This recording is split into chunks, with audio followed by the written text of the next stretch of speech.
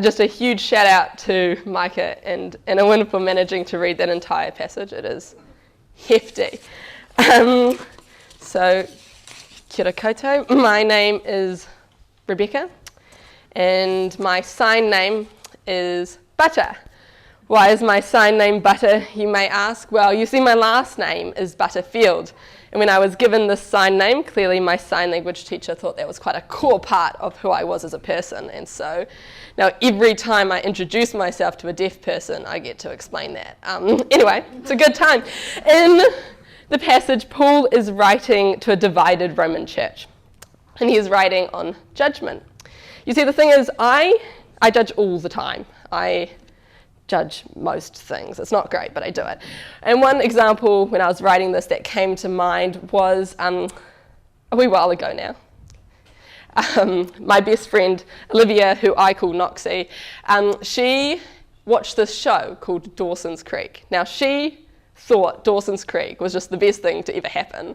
And she then spent the next years, and I genuinely mean years, convincing me to watch it. You see, what started as kind of a recommendation, Rebekah, I've watched this show, I think you'll enjoy it, quickly turned into kind of like a deal that was being made. Rebekah, if you watch Dawson's Creek, I'll watch your favourite show and then we can talk about them together and it'll be really nice.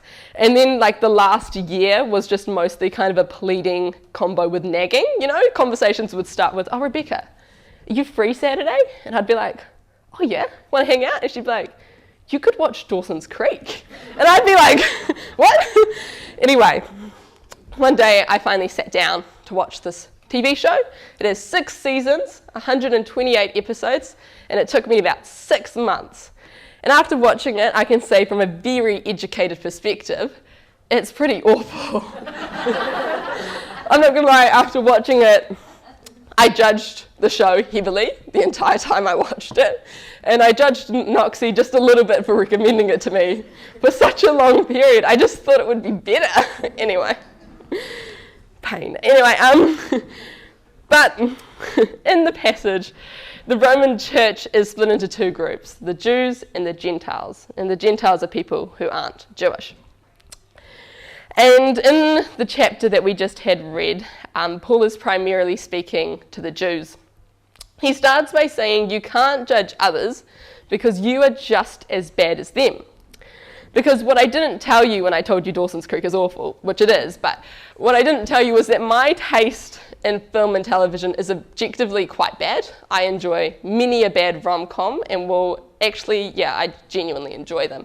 So when I say Dawson's Creek is bad, either that means it's really, really bad, which it is, but it's also just I have no higher ground to make that claim from. When I make fun of Olivia's taste, it's just hypocritical. And you see, that's the same when I judge most people for most things. You see, I have made many, many mistakes. And when I judge others, I'm being hypocritical. You see, none of us are perfect. And it is by God's grace that we repent, we acknowledge our mistakes, we say sorry, and that we're going to try to do better. But in this passage, and back in the day, the Jews were judging the Gentiles. And more than that, they were using God as a tool to judge them. And I think this is something we can all be susceptible to. See, we know God and we know that there is right and wrong, and we know that others often don't, and ourselves don't meet this. But Paul says that when we do this, we are actually storing up wrath against ourselves for the day of God's judgment. Because if we know God, and we know a God of love, we know we shouldn't judge. And beyond that, we know we shouldn't use God as a tool to judge others. This just shows contempt towards God. But if I can't judge you and you can't judge me, who can judge? Well, the only person or thing, entity, who can judge without hypocrisy is God. Only God can be a fair judge. And from this we see God is the one true judge.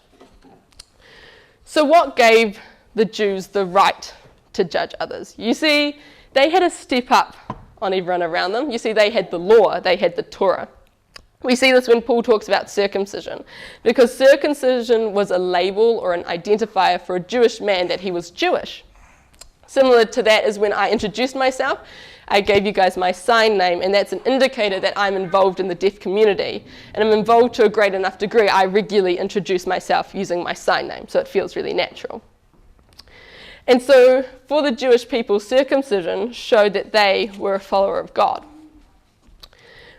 But the thing about any label or tradition or anything along those lines is that it's only as good as what's underneath it, is the heart behind it.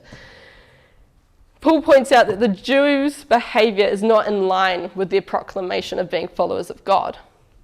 To the degree in which he says, why do you even call yourself circumcised? Why are you even circumcised? Like, there's no point, because you're not actually behaving in line with this label. Because no label or tradition will ever bring us closer to God. It's who we are and that relationship we seek in God, with God, that brings us closer to God.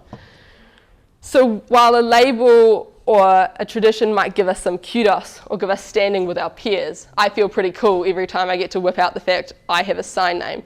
It doesn't actually matter, because God sees through it. God isn't distracted by a label or by whatever's going on at the surface. God sees straight through it. And we see this in verse 29. Paul writes, "No, a person is a Jew who is one inwardly, and circumcision is circumcision of the heart, by the Spirit, not by the written code. Such a person's praise is not from other people, but from God." Here, Paul also talks about the fact that it goes both ways. For the Gentiles who are uncircumcised, if they are behaving in line with God, God sees them for that, and God identifies them as being one of his people. Because the thing is that God reveals the truth behind any label, behind anything. And so God is the only judge, and it is his judgment that reveals the truth. Now, when I say I dislike Dawson's Creek, and I do it regularly, especially when I'm talking to Noxie,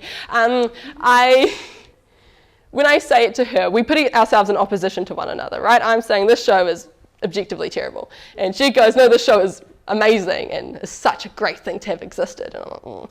But when we put ourselves in opposition like that, and especially me being the judge primarily in this situation, I claim superiority over her. I say, but you might think Dawson's Creek is good, but I'm right. I know the truth, and I know the truth better than you know the truth, because Dawson's Creek sucks. And it's the same with any judgment we make. In any judgment, we hold this underlying superiority. And we see Paul talk about this in verses 17 through 19. He says, "Now if you call yourself a Jew, if you rely on the law and boast in God, if you know his will and approve of what is superior because you are instructed by the law, if you are convinced that you are a guide for the blind and a light for those in the dark." In this, he uses lots of language of superiority. He says things like boasting and better and being superior. And then later in the passage, though, he turns it around. He once again calls them out for being hypocrites.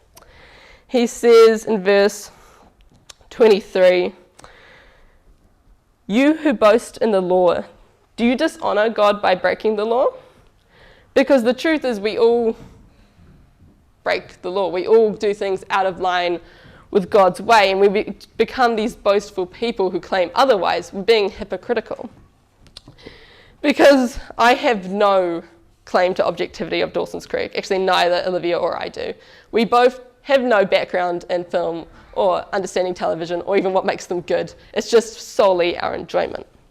I have no right to or claim to being superior. The Jewish people, though, they had a pretty good claim to superiority. They were God's chosen people. They were entrusted with a message of good news.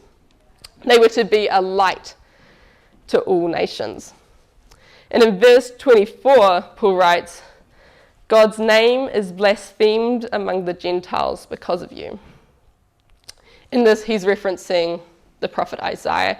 And the thing is that the Jewish people were meant to be messengers, but they failed so badly that people curse God because of them, because of their behaviour. People dislike God and maybe even hate him. And when I read this, I was struck by how strongly this echoes today. People hate God. They look at him and they curse. Just as Israel failed as being a messenger of good news, our Christian family, we have failed, and our actions have led others to hate God, a God we know is good. And part of this hate, I think, is a ramification for the judgment we just dish out to others. We use the superiority of God as a tool to judge. We make others feel judged, lessened, unloved, and even unlovable, and all in the name of a God who loves everyone. And I say this because I know it is true. When I interact with my friends who aren't Christian, and even some of the ones who are, they feel like I hate them, and they feel like my God hates them. They feel like our God hates them. And this makes me feel really, really uncomfortable, because I have never intended for my actions or for how I follow God to diminish anyone in that way. So I use a really classic defense mechanism. I point out the fact that I'm a good Christian, but there are some bad Christians out there, and I'm sorry about them, but don't worry, guys, I'm better. But when I judge other Christians for their behavior, it doesn't free me from the consequences of their behavior, and it really doesn't free me from the fact I play a part in this story. It just creates another cycle of judgment where I announce myself as superior to someone else who knows God better than they do, and I use God as a tool of judgment again. So what do we do with this conundrum? Judgment feels so inevitable, and whenever we judge, it feels incredibly justified, or at least I feel when I judge it's pretty justified. But if this issue is echoed back from when Israel was meant to be a light to all nations, we can just borrow what they did and use it again here. So it's quite a nice little plagiarized hack. Israel failed as a messenger. And so what did God do? God sent Jesus. Jesus didn't break the law or act outside of God's ways. He loved with humility and graciousness, and we're called to follow in his path. Does this mean we ignore injustice and carry on with the way things are, all in the name of avoiding judgment? No. We see a Jesus who never shied away from conflict or seeking a better world, but instead of judging out of superiority, we're called to hold each other accountable humbly, because we have all made mistakes. And in those mistakes, God has forgiven us. And we accept forgiveness knowing that it isn't just a one-off trip, but it is a trip that we will walk many, many, many times. And when we accept forgiveness for the mistakes we have made, this doesn't increase our judgment of others. It facilitates grace towards them, because we're all broken here. Through the awareness of judgment and the ramifications our judgment can hold, we come together as a group of broken people who have failed and will fail again, but we follow a God who hasn't. A God who is the one true judge, who reveals the truth that we get to find in him.